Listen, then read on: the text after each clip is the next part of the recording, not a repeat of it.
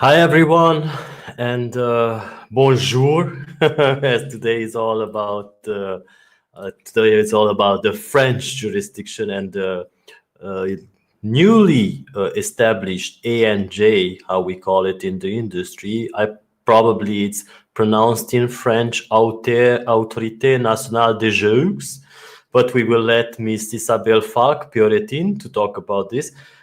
First, I would like to thank everyone for registering for today's webinar. We are happy to have you here, as we like to have you here every 2 weeks. And today, it's really a huge honor to have the ANJ chairwoman here with us, who I would like to ask to say hello to everyone. Hi, hello to everyone, and thank you to have me this afternoon. It's our pleasure to have you because we really want to know more about the French regulation and about your the establishment you're running. So you have Miss Isabelle's bio on the website, so you most probably have already studied it.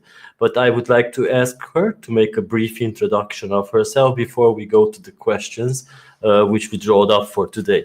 So Isabelle, you have the stage. Thank you. Okay, thank you. Briefly, my background is both business and law. I am a member of the French Conseil d'État, which is the administrative court, Supreme Court. My first interest was internet, the legal issues related to internet. And I studied all these issues, and I managed for almost 10 years a rather striking body, I would say, which was the Internet Rights Forum that explored all the regulatory issues related to the Internet. Then I came closer to personal data issues, and I chaired for 7 years the National Data Protection Authority, the CNIL, the French CNIL. And I also chaired the European Network of Data Protection Authority for 4 years. And also for 18 months, I chaired the International Networks of Privacy Commissioners. And so I have new commitment now with the ANJ, and I was appointed as chairwoman of the ANJ in last June. Okay, thank you so much for this. Yes, I remember when we reported first about the launch of the ANJ, because we were really interested about what it represents. So first, I would like to ask if you can give us a short presentation of the French Gambling Authority and what is its mission, basically. I will in a minute, but I just want to stress the point that it's a weird situation, in France, to have this new regulatory body established, and in fact, some difficulties to communicate, to meet people, to present, I would say, practically the new authority. So I want to thank you to have organized this webinar, even if it's not it's still a remote system. It helps because I can tell you that it's a bit a weird situation to have a launch of a new institution with such an environment. Having said that, I can say that in fact it's a new regulatory body that has been established in June, 23rd of June.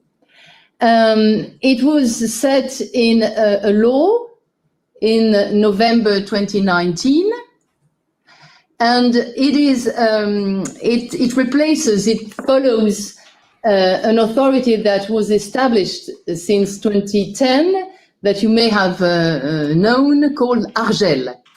But in fact, it's a bit different than ARGEL. It's more than a bit. It's drastically different from ARGEL, because the idea is to have one single authority for all the components of the gambling field. And as the ARGEL was regulating almost 12% of the market, now the ANJ is regulating almost 80% of the market. The only part that is a little bit apart from our responsibility is the casinos, because for the casinos, we are sharing the regulation load with the Minister of Home Office. So we have an extended scope of regulation, and we also have increased powers compared to the former ARGEL, because, for instance, I can send an on-site inspection. I have the possibility to ask for the withdrawal of an advertisement, and for the operators under exclusive rights, we are in a position to authorize their games. So it gives you a few examples of these extended powers of ANJ compared to ARGEL. To sum up, I just want to say that the ANJ wants to have or to develop, I would say, a coherent approach to regulation all over the field of gambling, whether it's online, offline, horse race, betting, lotteries, whatever. Okay, so I understand. Yeah, as you told our participants that yes, it's a strange time and you don't have the opportunity to meet people. But I would like to congratulate you also for taking on this invitation, because it's nice to see the face of your regulator. Because we, during our conferences, most of the times we receive feedback from the operators, software providers, that they don't even know who their regulators are. When we send them invitation, they are too involved. Maybe, let's say, some lawyers will tell you that they are too involved politically to attend the conference. So this is basically really good opportunity for people, and hopefully in 2021 we will have the opportunity to meet you in person at one of our conferences, and you can also meet people in live. So yeah, I would like to move on to the next question, and also ask the audience if they have any questions.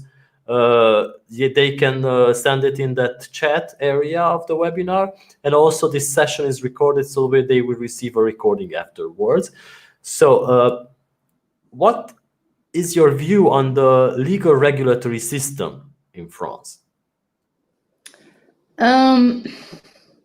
What is my view on regulation, maybe more? Yes. Because I'm not going to comment, all the sort of legal obligations that we have in our law. Maybe what I can do is give you the approach I want to develop as regards regulation. What I believe is three things, and it is also inspired by my previous responsibilities as a CNIL chairwoman. First, I believe that regulation is not against the market. I strongly believe that regulation is a help to build a more robust, sustainable market and growth. And for me, as a regulator, my first objective is compliance, to help compliance of the operators, to provide them with compliance services. And it is really a strategic objective for the ANJ. My second belief is that a regulator is not an authority that is at the top of the hill, overlooking the people from upside. I strongly believe that a regulation has to be anchored in reality, in the ground. And for that, because if it's not, it's words. It has no grip to reality. And to reach this objective, what we need is an ongoing conversation with the operators. It doesn't mean we're going to agree on everything, but at least we will be close to each other. The regulator will be able to understand what are the needs of the actors, and in a position to provide service, to answer to the needs, to say yes or no. But really to be aware of the constraints of such and such actors. So dialogue and consultation is also a strategic methodological principle. And the third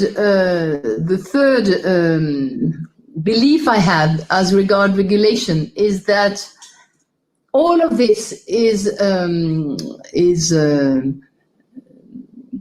real if it goes along with a strong enforcement policy.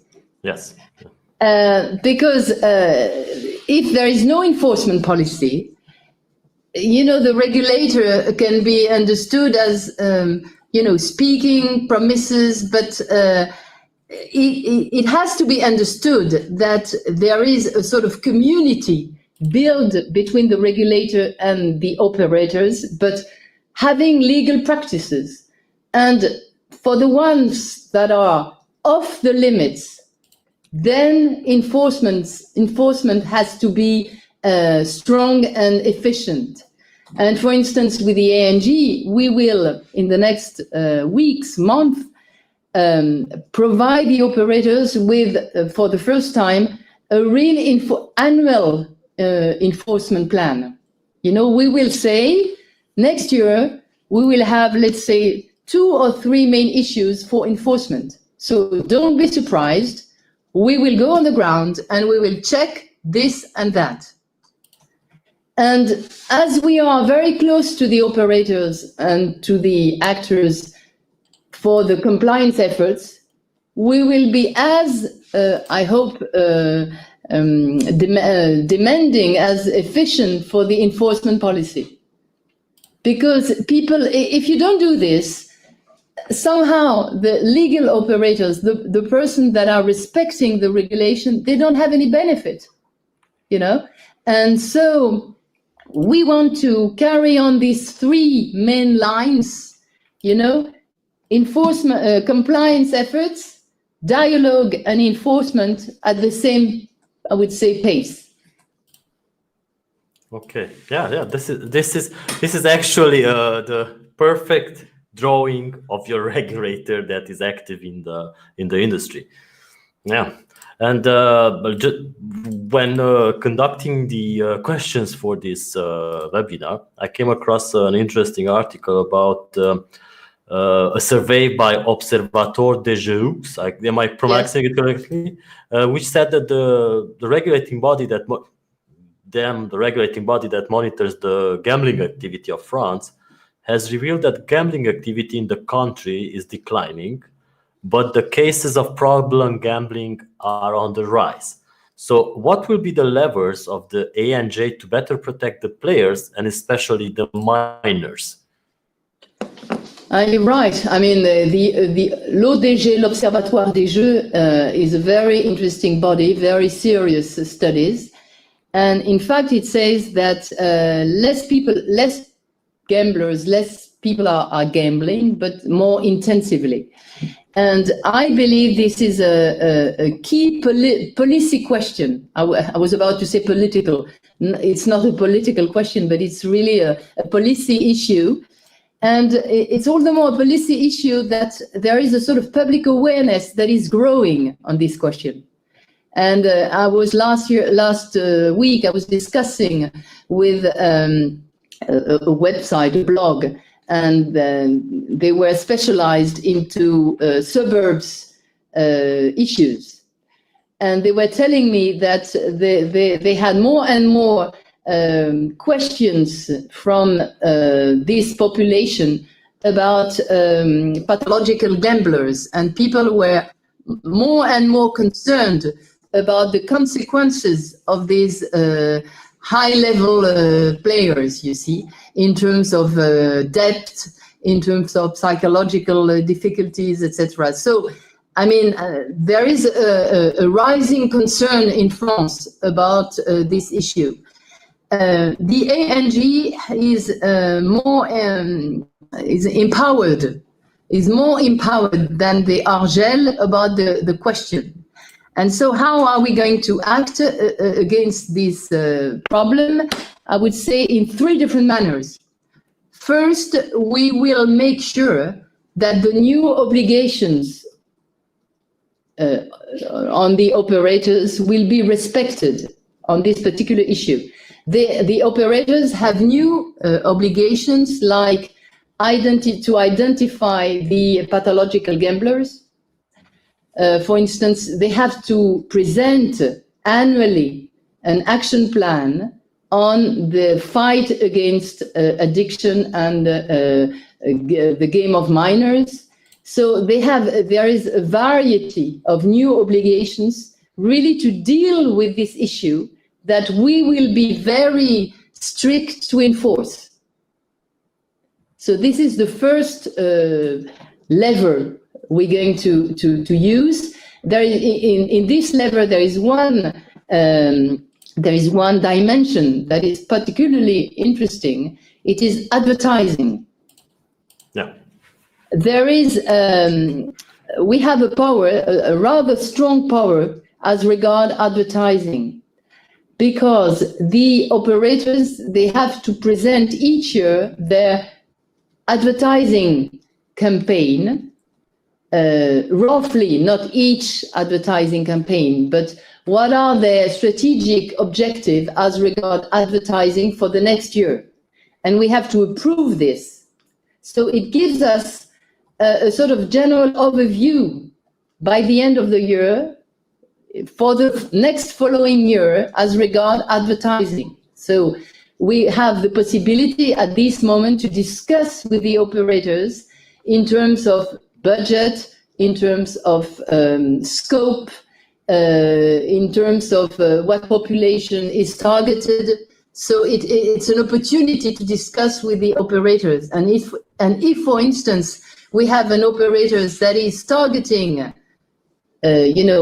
excessive players, we have the possibility to make remarks and to ask for a change.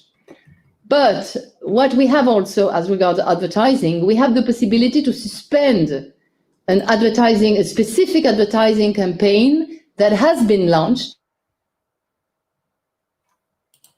But it's a very strong power. And if we were to consider that one advertising campaign is very largely in favor or will increase addiction in a sort of a rather objective manner, we would have the possibility to suspend the campaign. So what I want to say in this first lever is that we have strong powers, I would say, to really make sure, or at least try to make sure, that excessive players or minors should be protected. The second lever that we have, and I think it's a very important lever, it is also to not only to enforce legal obligations, but to propose a service to the players. I strongly believe that excessive players and addiction, to fight against this, we also have to include the players, the gamblers themselves. It's not only a sort of external protection, it is also at their level that we should act. And so what we have in mind is to provide them with a service for self-limitation of gambling. This is something that exists in many countries. It already exists in France, but until now it was monitored. It was a file monitored by the Minister of Home Office. And so it was managed in a sort of rather administrative manner. Mm-hmm. The idea is to transform the management of this file into a real online service to the players. And so we will launch this service in October, because the transfer of files will be completed. And I have the idea with all the team of the ANJ to revamp the file, the presentation of the file, the process of registering in this file, the way it is going to be advertised, in order for the players to grasp, to seize the opportunity to register, and to be able to self-monitor their own game. So this is a second level. And we also have an alternative dispute resolution mechanism offered to the players if they have a problem with an operator. And the third level is so legal obligation, service, and the third is to work more, I would say, with the community of players. To be honest, I don't know exactly now how we will do. And it is more a wish at this point than a real action plan.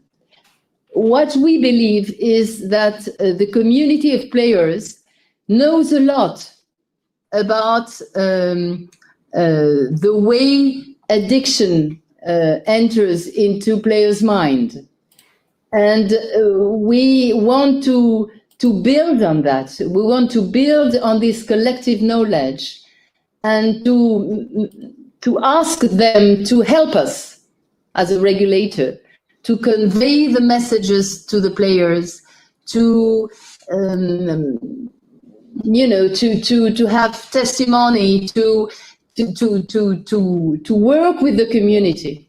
And we believe that if we combine legal obligations, service offered by the regulator, and the community of players that is going to be mobilized, we should be efficient somehow.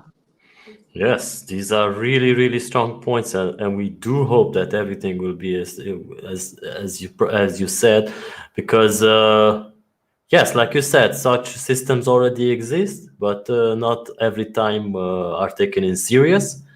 So we would like to see an example, as France will provide with this. So in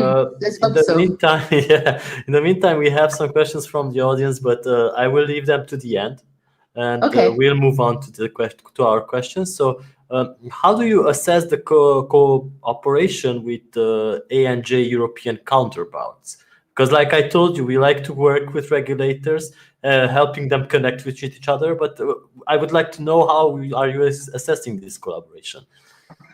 Well, I don't know if I'm assessing anything about this subject. I'm expecting a lot. Okay. In my previous job, I know how much benefit I drew from this dialogue with European counterparts, or even not non-European counterparts. I strongly believe that we must build on each other's experience, and that there are very good ideas to be taken from one country to another. So I believe that the gambling market, even if it's nationally organized, legally organized on a national basis, has international dimension. And a lot of time we have operators agreed on a national market that is in fact a subsidiary from an international group. So I think we must have this international dimension in our mind, because it is the reality of the market. So I want to be listening to my European colleague.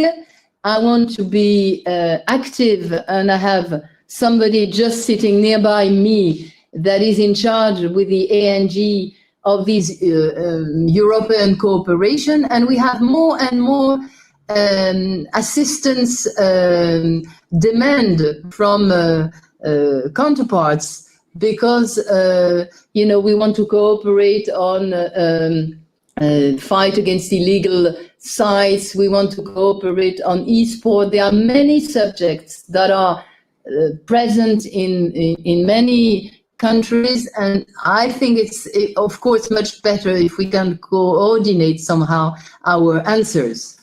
And And there is also maybe a more, not philosophical, but I would say ethical dimension of this cooperation. I believe that Europe has the possibility to demonstrate that we can have a kind of gambling market that is sustainable, and where the regulation is not an external actor, but where the regulation, as I was saying to start with, in regulation is helps building a balanced market where the interest of the operators on one hand and the interest of the players are respected. And I think that if Europe is able to demonstrate it is viable, it is possible, we will be very attractive. Yeah. Yes, you remind me of somebody, a regulator who is no longer a regulator now, who was with the same ideas, and she really had these projects going. She's Birgit Sand from the Danish regulatory. You most probably heard of her. So, based on your biography, with all the commissions, with the GDPR and everything, that means that we are on the right track in Europe, and certainly you will definitely put in a lot of work to achieve these projects. So for us, I mean, the European cooperation is really a strategic dimension of our action, for sure. That's good to hear. So what is the outcome of the first 3 months of the ANJ? Has there been a lot of activity? Yes, well, yes. It has been not a nightmare, but I mean, something very, very, very quick and very hard. First, we had to, I would say, to finalize the institutional structure. And you don't know, and hopefully you don't, but the legal framework is rather complex. Yeah. So that was the law from October 2019, but the law has been followed by many little bits of texts, decrees, whatever. And so all of this has to be put together in order to have all the legal basis to act. And it is more or less finished. It will be completed probably by October. So it was something to do. The second thing to do was to answer to the urgency. And the urgency was to renew the agreement of the online operators operating in France. For them, because some of them had their agreement expired by the end of July. So we raced at full speed in order to meet the schedule and be able to meet this end of July limit in order to renew in due time the agreement of these operators. So 19 agreements have been renewed, and we also have agreed a new operator on the French soil. So it was a huge work, but I think it's for the team, you know, it was quite a lot of work. Third, we experienced, I would say, the diversity of our job. And when I said the diversity of the levers that we have, I don't know if you followed a little bit the news in France, but for instance, in August, we had big public debate about an advertising campaign from Winamax. Yeah. And because Winamax used some words to comment a football match, and so in the French area, it raised a lot of comments, and the question was related for the ANJ to the ability to potentially suspend the agreement of Winamax or not. And so by the mid-August, we had to deal with that and to issue a communicate, a press communicate on this. I don't want to enter into the subject itself. Just I want to say is that we were facing, an area of competence in which we had to react very quickly with the COVID crisis, with a team that were on holiday. And so that was quite of a problem. And a few weeks after, we had to also react on the possibility to suspend the betting on a sports competition. And it was, again, a football competition. And we had rumors on sports manipulation related to this competition. And we decided to suspend betting in France only on this competition. So, diversity of subjects and of possibility of action. And so we have to tame all these new tools, you see? You see how they work, how it is, they have to be wisely used and enforced. And the last thing I wanted to say is, at the same time, we had to launch some kind of medium-term work, and there is one that is absolutely strategic for us. It is the framework, the reference framework for addiction. And so we launched in August the consultation process on this reference framework, because we want, as I told you, we wanted to associate all the operators and also the civil society on the substance of this framework. Okay, got it. Yes. So I mean, we had to be very active. Yes. And I give you just the overview. Yeah. So I will ask a question from the audience before we head to the final question, okay? Because there's a burning question over here that says that in the past it happened that only a few gambling operators were allowed to offer online gambling, specifically online casino in France. So how is it going to be now or in the future? Will there be a change in this? Will there be more operators to allow to offer online gambling? And how is it going to be handled in terms of online sports betting or online poker, maybe lottery games or online casino games? Well, there is no fixed number of online operators. If an operator wants to be agreed for an online activity, it has to go to the ANJ and to ask for a license. And then we are studying the license file, and eventually we are saying yes or no. So if the market is open to new entrants as long as this candidate meets the legal obligation of the license. Speaking now on the online casinos, it doesn't exist in France. It is forbidden by the law. I think the question was, do you think that this will change in the future? I don't know. There are some debates in France, and it is not an easy question. Yeah. Because what we are interested somehow by the question, because one of our objectives as a regulator is to make sure there is a fair balance between the various components of the gambling systems, of the various gambling modes. So what we call the équilibre des filières. I don't know the translation. I will give you the translation in 2 minutes.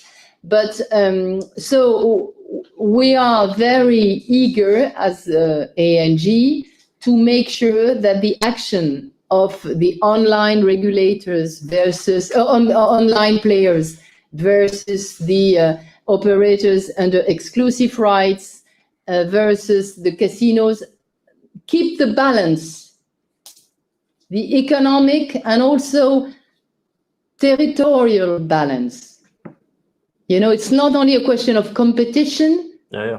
It's also a question of territorial spreading, you see. Yeah. And so the notion of équilibre des filières, which is in our law, and which is of the in the regulator's responsibility, this notion has to be worked on, because it's not an easy notion. What you put behind, you know, what kind of real operational action do you take as a regulator to enforce this notion?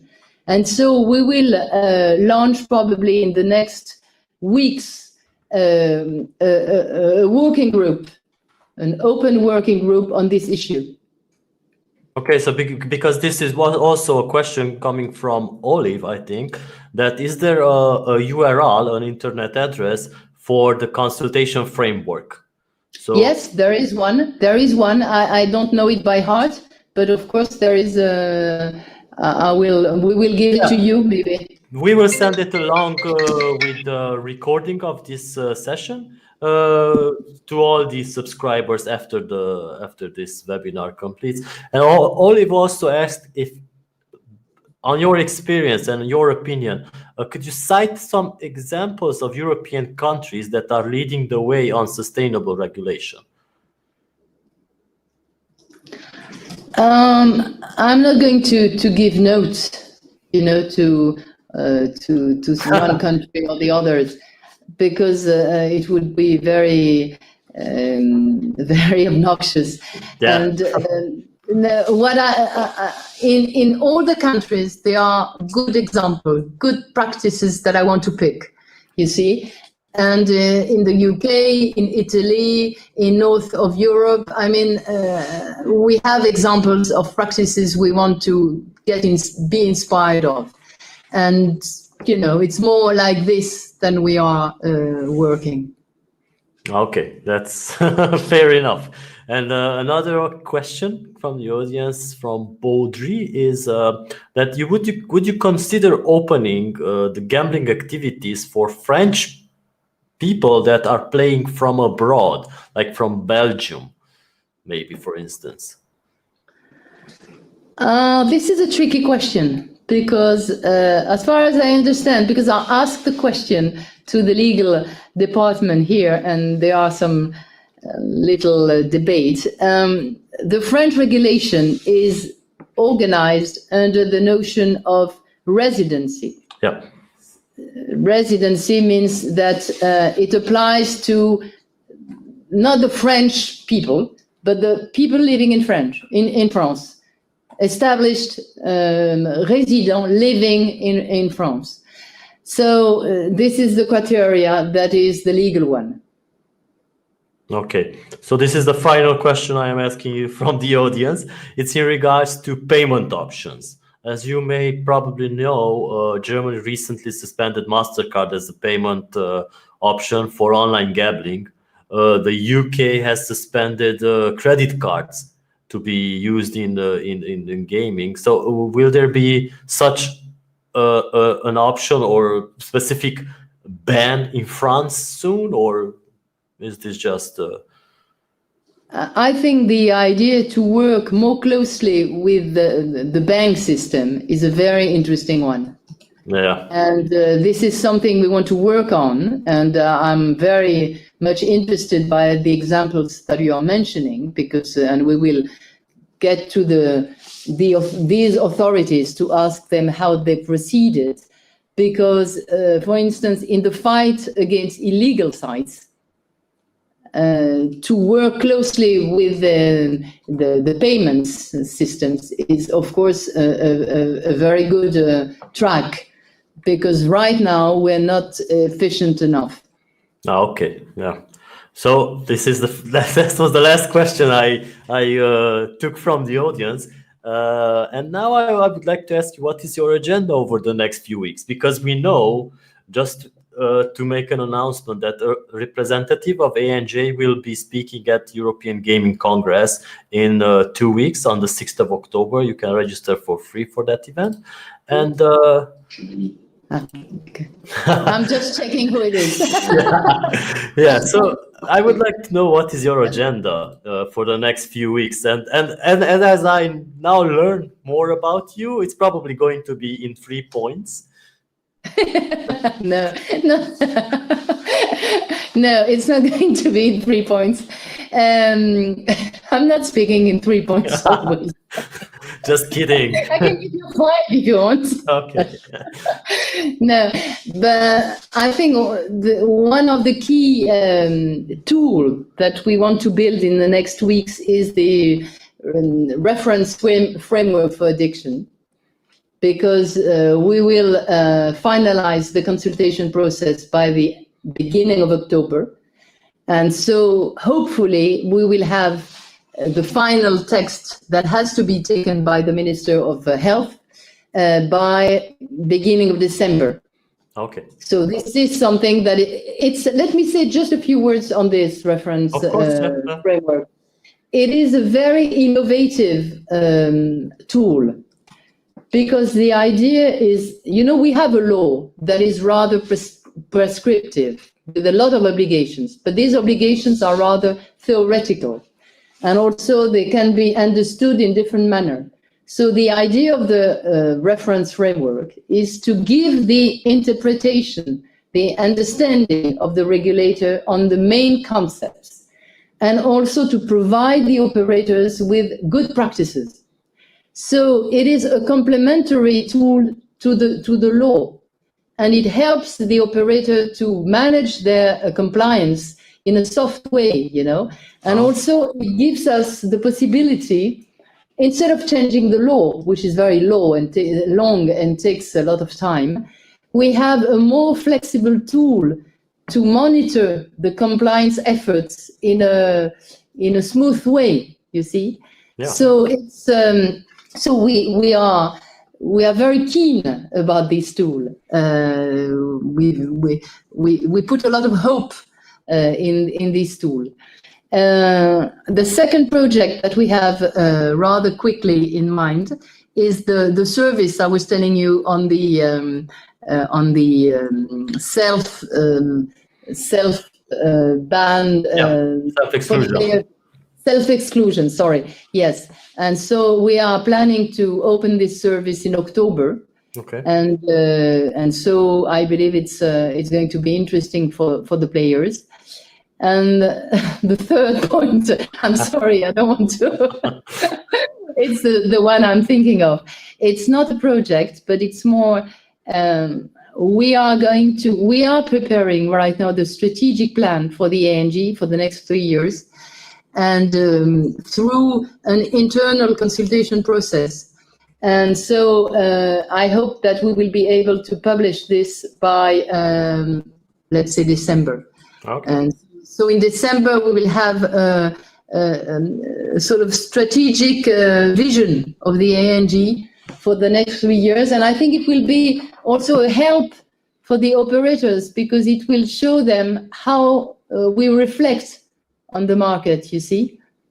Yes. So all participants, this is a regulatory body that you should look out for, because it's really rare that we hear such detailed projects and, of course, plans of the future, because this is something very rare. So with this, I would like to ask all of you to like Yaka, our moderator, used to always say, give a virtual applause for Isabelle. Thank you. Thank you. And we will see you guys at the next webinars. Thank you so much. Okay, thank you. Thank you to all of you, and thank you to invite me. Thank you.